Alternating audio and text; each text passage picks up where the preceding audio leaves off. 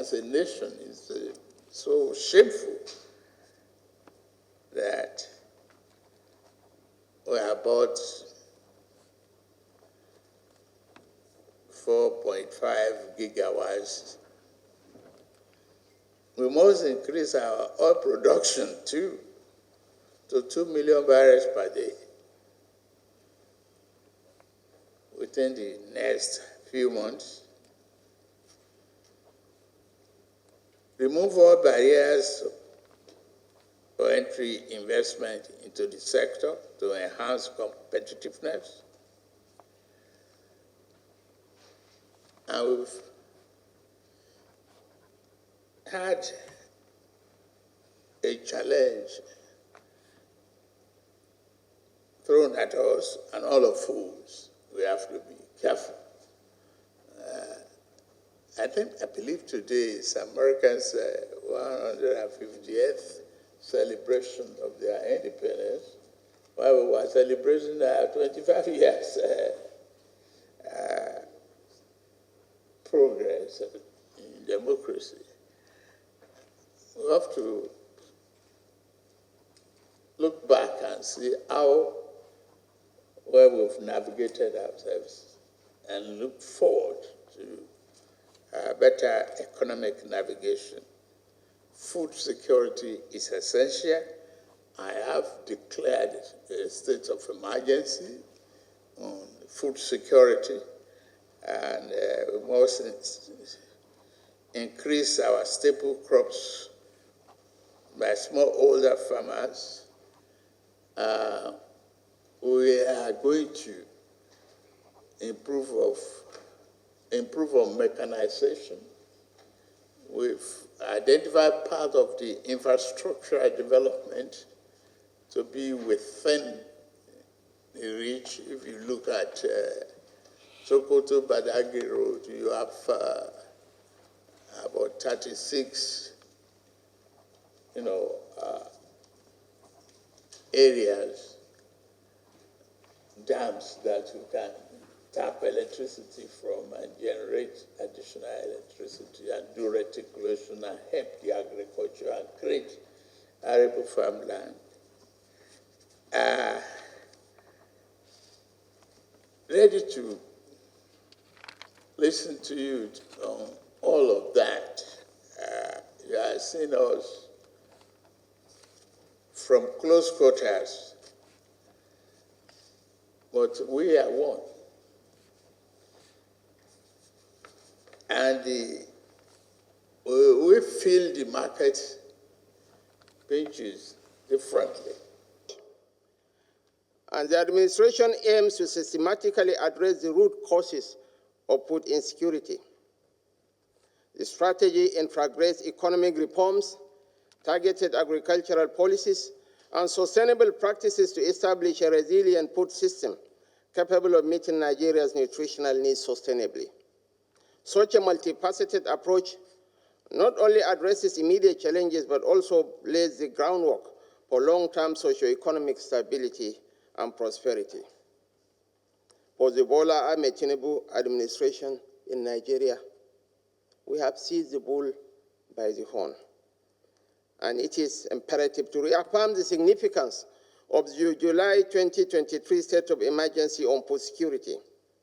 Enhancing the emergency response through increased transparency and stakeholder engagement is crucial not only to rebuild public trust in the government's intentions and capabilities, but also rally support and collaboration towards realizing Nigeria's economic potential outlined in the Renewed Hope Agenda. This approach is vital for restoring stability and fostering sustainable development amidst current challenges. The President has just inaugurated the Presidential Economic Coordination Council, and that is a body that is made up of the President's Economic Management Team, the legislature represented by the leaders of the National Assembly, the Senate President, and the Speaker of the House of Representatives, as well as, very importantly, the subnationals represented by the chairman of the Nigerian Governors Forum, and of course, the elite of the private sector, both the likes of Aliko Dangote, President Dangote Industries, and as we have here, Mr. Tony Elumelu, but also top economists, Dr. Doyin Salami, Mr. Bismarck Riwani, as well as some of the younger businessmen playing in the major league of the stock exchange quoted businesses and financial organizations. We have Mr. Jimovia there, we have Mr. Shegun Agbaje. So it is a mix of the top talent and the top stakeholders available within the Nigerian business sector. That council will meet and report to Mr. President monthly, and today they were presented with the outcomes of Mr. President's review of the accelerated stabilization and advancement plan. And that was in an emergency plan to cover the next 6 months, which Mr. President had directed that a combination of his own economic management team and the subnationals, the governorship, the governor's level, and the private sector put together for his consideration.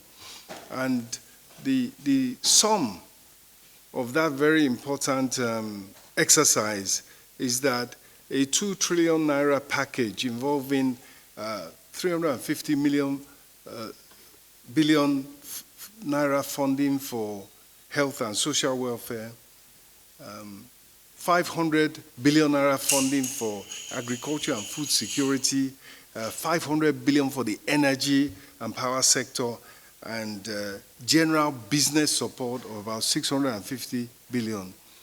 In addition to a range of policy measures and tax measures, there is a range of executive orders which Mr. President has signed and which are being gazetted to ease the cost of doing business at this particular time. And the President approved. For me, as the President said, it's good for Nigeria to be talking about food security, because it is time we put more food on the table and also at affordable prices. The President spoke about energy crisis, energy security. We need to improve power generation in Nigeria so that we can power our businesses and power our people to prosperity. And we need to increase our oil production. As the coordinator said, the President's target is 2 million barrels per day. Is it achievable? Yes, but we just need to do what we need to do to get to that level. And also, all of this is all about creating prosperity for our people. The senior people, the old people, the junior people, the struggling people, small, medium-scale enterprises. It's all about giving economic hope to our people. It's all about creating jobs, for our young ones. So we hope that with the private sector working with the federal government under President Tinubu, that things will begin to improve. That's the aspiration. That's why what the coordinator said about the amount of money that have been approved now for disbursement are all targeted to achieving better life for everyone. So I look forward to more prosperous and better country, and I look forward to us creating more jobs for our people and to us also supporting the small and medium-scale enterprises. The President is very, very, very, very committed to this. He said today, 4th of July, America is celebrating their independence. We're here strategizing about how to create more prosperity for our people. Our renewed hope agenda, our economic planning model have recognized that we must give pride of place to our private sector. And today what Mr. President inaugurated reflects his conviction that we must give that pride of place, and recognizing that we are a federal setting and the subnationals are important. Just last week, Mr. President met with the subnationals, the state governors in particular, at the National Economic Council meeting. And in that, he challenged them, among others, to give him a plan about accelerated food production and social protection on a word-by-word basis. This is similar to what many countries have done, federal countries, so that he can respond by supporting specific needs. And equally before them, Mr. President had met with the private sector leaders, including those that are seated here, Mr. Tony Elumelu and Aliko Dangote, and assured them that this is a government of dialogue with the private sector. Their input matters, their support matters, and we are encouraged that they support the macroeconomic reforms that are being undertaken, even while cautioning that we need to do more to ensure that the social inclusion and protection is provided to those who are otherwise affected more negatively by the reforms.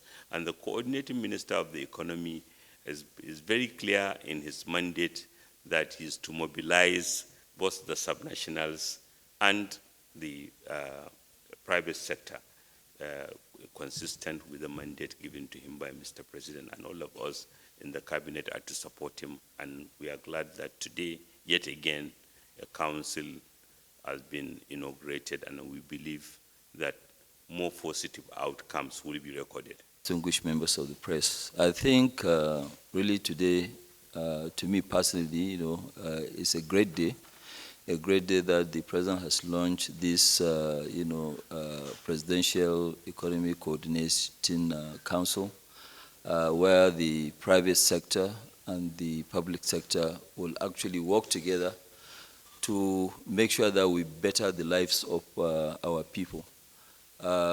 You must have heard, even though I'm sorry I came in a bit late, I was addressing the press again outside. The Honorable Minister of Finance and Coordinating Minister of the Economy explained to you the kind of interventions that the government is going to make, I think almost 2 trillion. Apart from that, we are going to sit down and advise government the kind of policies that government will roll out. Most of these things, we have them.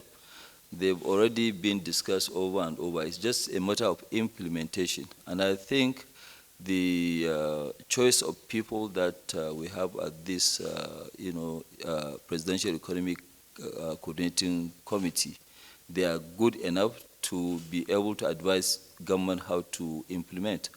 Our own from the private sector is now, to actually do our own bit, which is to invest heavily and create jobs. Government, they don't really create jobs, but what they do is to give us the right policies, which I think we have all these policies. You can see intervention in gas. What the Honorable Minister said earlier on, getting OB3 alone to work will have additional $2 billion incoming, inwards into the economy. It will help. There are other also industries that will also bring in a lot of money into the country. Thank you. Thank you. Thank you. Thank you. Thank Thank you for the compliment. No, it's this. Thank you.